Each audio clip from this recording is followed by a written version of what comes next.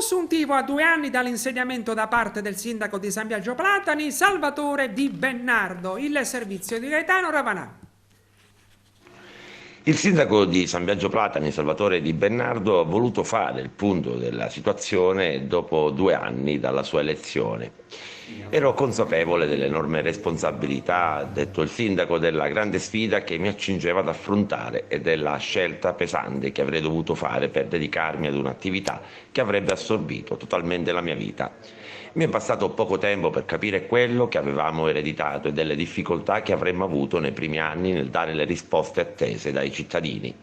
Non mi prendo le critiche pregiudizievoli e scorrette e da chi dà lezioni di politica e di etica, non mi prendo le critiche di chi non fa informazione in maniera leale e corretta.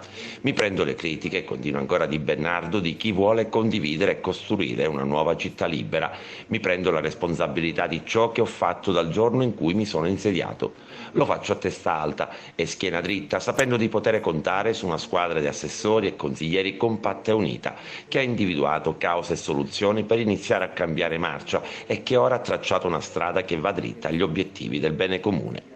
Sento il dovere, continua ancora Salvatore Di Bernardo, di ringraziare i dirigenti e i dipendenti comunali per l'impegno che stanno mettendo per cercare di ottenere un cambio di marcia che è in atto e che si percepisce in paese. Ringrazio anche i carabinieri della locale stazione e i parroci per la collaborazione avuta in questi 2 anni, sempre presenti e pronti a risolvere tutte le difficoltà. E soprattutto ringrazio, continua ancora il primo cittadino di San Biagio Platani, tutti i cittadini che in questi 2 anni hanno collaborato con suggerimenti e osservazioni atte a rendere il paese sempre più bello e in modo particolare quelli che si sono resi attivi nelle varie associazioni di volontariato presenti sul territorio. Il mio impegno, continua ancora Di Bernardo, è quello della mia amministrazione e lavorare sulla struttura per rendere questo paese solido e per dare la speranza e la dignità di un futuro alla nostra comunità e soprattutto ai nostri giovani.